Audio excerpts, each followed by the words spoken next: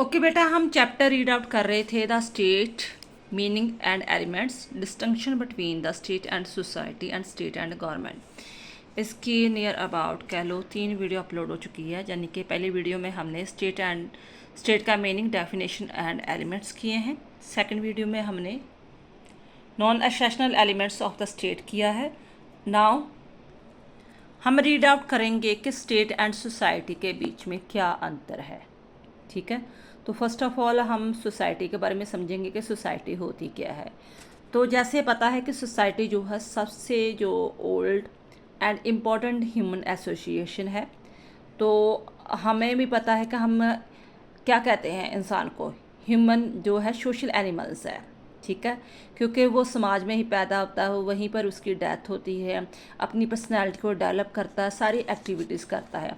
Even का Aristotle ने भी यही कहा है कि जो इंसान ये सोसाइटी समाज की जो महत्ता को नहीं महसूस करता, ठीक है, कि मुझे समाज की ज़रूरत ही नहीं है, वो तो जहाँ तो भगवान है, जहाँ बीस्ट है, जहाँ तो जानवर है। ठीक है, भगवान को ज़रूरत नहीं होती, जहाँ जो जानवर को ज़रूरत नहीं होती। जो इंसान है, ह्यूमन बीइंग है, सोशल बीइंग है, उसे सोसाइटी की ज़रूरत पड़ेगी। तो सोसाइटी होती क्या? सोसाइटी ऐसी होती है जहाँ पर सारे ह्यूमन जो है पीसफुल रिलेशन में रहते हैं और अपने कॉमन इंटरेस्ट जो है वो फुलफ़िल करते हैं। हम अपने समाज में जब रहते हैं तो हम आस पड़ोस के, हमारा जो है भाई बंधु होता है, हम जहाँ पर जॉब करते हैं, स्टडी करते हैं, वहाँ पर भी हमारा जो है एक जो है भाईचारा जो है वो क्रिएट हो जाता है। तो उसी से ही हम जो है मिलजुल कर अपने जो कॉमन इंटरेस्ट है वो फुलफ़िल करते हैं। इसी से रिलेटेड 2 विद्वानों ने डेफिनेशन दी है कि मैकाले कहता है कि society include the every weld relationship of the man to man. और गिडिंग कहता है कि सोसाइटी क्या है? सोसाइटी एक क्या है? इंडिविजुअल का ग्रुप्स है जो मिलजुल कर रहते हैं और अपने कॉमन ऑब्जेक्टिव को जो है पूरा करते हैं। तो इन कंक्लूजन वगैरह कि सोसाइटी होती क्या है, on the basis of the definition given above we can say that कि सोसाइटी क्या है? Society is a comprehensive association of the peaceful and will relations of the man who join together for the fulfilment of the their common objective. एक comprehensive association है जहाँ पर सभी लोग मिलजुल कर रहते हैं और अपनी ऑब्जेक्टिव को फुलफिल करते हैं। Beside this, for the fulfilment of the is various needs and individual forms various association. अपनी जो है अपनी फुलफिलमेंट करने के लिए अपनी नीड्स को वो अलग अलग टाइप की जो एसोसिएशन, जो इंस्टीट्यूशन और कम्युनिटीज़ वगैरह बनाते हैं। इसी तरह ही आपने स्टेट का पहले मीनिंग बता देना है, उसकी डेफिनेशन बता देनी है। वो हम पहले ही ऑलरेडी पढ़ चुके हैं कि स्टेट क्या होता है, उसकी डेफिनेशन वगैरह और कंक्लूजन। क्योंकि आप सीधा स्टार्ट नहीं करोगे स्टेट एंड सोसाइटी के बीच में डिफरेंस। पहले आप स्टेट का मीनिंग बताना है, बस स्टेट का बता दो, फिर आप सोसाइटी का बता सकते हो। तो जो अगर सोसाइटी का बताना तो आपकी मर्जी। कहने का भाव कि दोनों का मीनिंग डेफिनेशन बताना जरूरी है, देन आफ्टर आप इनका डिफरेंस वगैरह करोगे। कई बार यही सिंगल जो 20 नंबर का क्वेश्चन आ जाता है। अब देखो इन दोनों के बीच में अंतर क्या है। फर्स्ट ऑफ ऑल तो ये है कि सोसाइटी हमें पता ऑल्डर है, स्टेट बाद में बना। हमने एक सोशल कॉन्ट्रैक्ट थ्योरी पढ़ी होगी जहाँ हमें पता है कि जब लोगों के बीच में एक पॉलिटिकल अवेयरनेस क्रिएट होनी शुरू हुई तो तब स्टेट होंद में आया, पहले स्टेट नहीं था। पहले लोग जैसे आदिवासी थे, जंगल में रहते थे, पहले समाज था। Man is a social being and the from the very beginning he has been living in the society. This way the society is an oldest institution, but the society in the beginning was the unorganized, undeveloped and uncultured. तो तब society जो unorganised थी, undevelop थी, uncultured थी। ठीक है, but बाद में जब स्टेट आया तो स्टेट ने सभी चीज़ों को जो ऑर्गेनाइज्ड किया। तो स्टेट भी कब होंद में आया? जब लोगों के बीच में पॉलिटिकल कॉन्स्टिट्यूशनस कह लो, अवेयरनेस क्रिएट वगैरह हुई, तब स्टेट होंद में आया। तो scope of the society is much wider than the scope of the state. अब सोसाइटी का स्कोप जो बड़ा है, क्यों बड़ा है? क्योंकि सोसाइटी जो हमारी टोटल लाइफ से रिलेटेड है, चाहे वो कल्चर हो, चाहे रिलीजियस हो, एथिकल हो, इकोनॉमिकल हो, चाहे पॉलिटिकल लाइफ ही हो।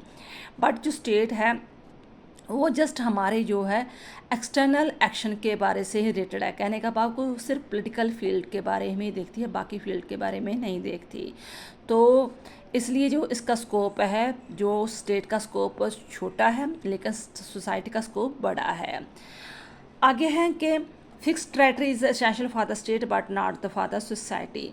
स्टेट तभी होंद में आता है जब कोई वो निश्चित किसी क्षेत्र में बस जाता है। जैसे इज़राइल था, है ना, इज़राइल के पास पॉपुलेशन भी थी, गवर्नमेंट भी थी, सॉवरेनिटी भी कह लो थी, बट उसके पास निश्चित टेरिटरी नहीं थी। जब वो इज़राइल में बसा, ठीक है, जहाँ यहूदी लोग वहाँ बसे, तब स्टेट होंद में आया। तो इट मीन्स परमानेंट उसके पास एक टेरिटरी जो है वो क्षेत्र होना चाहिए। लेकिन समाज के लिए ये चीज़ ज़रूरी नहीं। समाज कह लो, मान लो हिंदू लोग हैं या सिख लोग हैं, वो तो पूरी दुनिया में बसे हुए हैं, है ना, तो वो उनका एक अपना समाज है। State is the sovereign and society is not. State के पास एक प्रभुसत्ता होती है कि जो वो कहता है उसे लोगों को मानना ही पड़ता है। अगर नहीं मानते तो वो नतीजा क्या, पनिशमेंट होती है। लेकिन सोसाइटी जो जस्ट ओनली लोगों को प्रेरित कर सकती है, मानना ना मानना सोसाइटी पर डिपेंड कर देता है।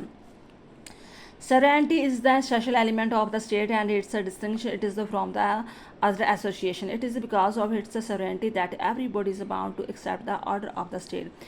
Society is a non-sovereign, therefore sometimes the people do disobey the order of the society. Organization is the essential for the state, not for the society. अब स्टेट के लिए एक निश्चित ऑर्गेनाइजेशन होनी चाहिए जिसे हम गवर्नमेंट भी कह देते हैं, है ना, गवर्नमेंट के द्वारा सभी काम किए जाते हैं। Organization is an essential part for the state, and politically organized people are now known as the state, and political organization or the government run the administration of the state. But society include the both, organized भी हो सकती है और unorganized भी हो सकती है। Next, the state is concerned with our external action, where the society is concerned with the both internal and external action. State is concerned only with the external action of the man when the man violate the law. अगर मान लो कि आदमी जो है कानून को तोड़ता है तो उसे सज़ा दे सकते हैं, ठीक है। बट सोसाइटी जो हमारे इंटरनल एंड एक्सटर्नल दोनों पर डिपेंड करती है। मान लो हम समाज में रह रहे हैं, हम उस सोसाइटी की रूल रेगुलेशन को फॉलो नहीं कर रहे तो समाज हमारा बाइकआउट कर सकता है। जहाँ कोई धर्म गुरु को हम मान रहे हैं तो वो हमारे इंटरनल एक्शन पर भी अफेक्ट करता है कि हमें सच बोलना चाहिए, अहिंसा को फॉलो करना चाहिए, बड़ों का आदर करना चाहिए। तो इंटरनल पर भी हमें अफेक्ट करती है कौन, सोसाइटी। बट जो स्टेट है जस्ट ओनली एक्सटर्नल एक्शन ही देखता है। नेक्स्ट है state is a part of society. हमें पता है कि सोसाइटी बहुत बड़ी है लेकिन स्टेट जस्ट उसका एक पार्ट है। We have read earlier that society is the sum total of the various organized and unorganized organization, and out of that state is a one organized organization. This way that state is the just only part of the society and not a complete society.